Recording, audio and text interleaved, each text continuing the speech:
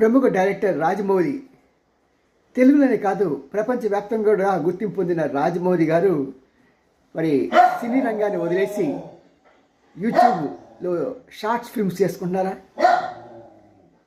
ఏమో ఆ రోజు వస్తుందేమో. కారణం ఏంటంటే ఈ యొక్క ఆర్టిఫిషియల్ ఇంటెలిజెన్స్ ద్వారా ప్రతి ఒక్కరు కూడా అసలు యాక్టర్స్ అవసరం లేదు, మ్యూజిక్ డైరెక్టర్ అవసరం లేదు, ఏది అవసరం లేకుండా మనకు కేవలం కొన్ని కమెంట్స్ ఇస్తే బ్రహ్మాండమైన సినిమాలు యూట్యూబ్లో క్రియేట్ అవుతున్నాయి.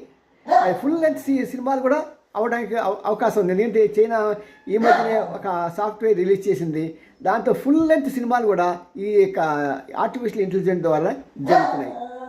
నేను చిన్న ఇది చూసామంటే యూట్యూబ్లో షార్ట్ ఒకటి, దాంట్లో రాజమౌళి గారు మన మహేష్ బాబు గారు కొట్టుకుంటున్న సీన్ ఉందండి.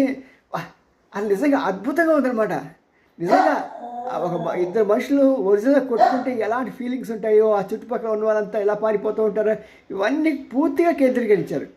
దీన్ని బట్టి మనకేం తెలుస్తున్నది? కేవలం సాఫ్ట్వేరు ఆ రంగంలో పనిచేసే వాళ్ళకే కాదు, సినిమా ప్రపంచం కూడా భారీ విస్ఫోటన జరుగుతుంది. దీనిలో కూడా చాలామంది ఉద్యోగాలు పోతాయి. ఎన్ని వేల మంది ఆధారపడ్డారండి సినిమా రంగం మీద. సినీ రంగం కనుక ఫ్లాప్ అయ్యి పడిపోయింది అనుకోండి, ఎన్నో వందల వేల మంది జీవితాలు నాశనం అయిపోతాయి.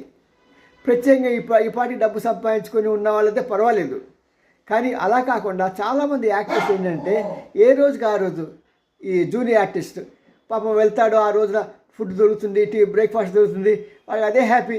దాంతోపాటు 500 1000 అంత ఇస్తారు. ఆ మహా హ్యాపీస్ అంటే హ్యాపీస్ అవుతుంది. మరి మిగతా ఈ జూనియర్ ఆర్టిస్ట్ నెక్స్ట్ లెవెల్లో ఇంకొంతమంది ఆర్టిస్టులు ఉంటారు, వాళ్ళకి నెలకి 4 రోజులు 3 రోజులు దొరికితే మహాభాగ్యం.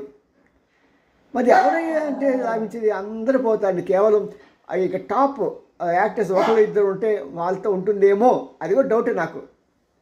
ఇలాగా ఆర్టిఫిషియల్ ఇంటెలిజెంట్లో అది చొరబడని ప్రదేశం లేదు. ఇప్పుడు డ్రైవర్స్ ఉద్యోగాలు అన్నీ పోతాయి. కార్ డ్రైవర్స్ మీద నమ్ముకొని, క్యాబులు నమ్ముకొని ఉండాలి సరే. ఆల్రెడీ చైనాలో మనకి ఈ యొక్క ఆర్టిఫిషియల్ దీంట్లో నచ్చే క్యాబ్స్ ఉన్నాయి. అలాగే ప్రపంచవ్యాప్తంగా ఇంకో 2-3 సంవత్సరాల్లో ఎవ్వరికి ఏ పని లేకుండా పోతుంది. మరి ఎట్టాగ బతుకుతారు మనుషులు? ఆలోచించండి. కానీ ఈ పరిణామాలు చూస్తూ ఉంటే చాలా భయం కలుగుతున్నాయి. ఏంటో ఏమవుతుందో గందరగోళం. పిల్లలు చదువు చెప్పించాలి, ఏం చదువు చెప్పించాలో తెలియదు. ప్రత్యేకంగా 35-40 సంవత్సరాలు దాటిన ఎంప్లాయీస్ మాత్రం వాళ్ళ గుండె మీద చేసి నిద్రపోలేరండి. జాగ్రత్తగా ఉండండి, మీలో టాలెంట్ని బయట తీసుకురండి. See you.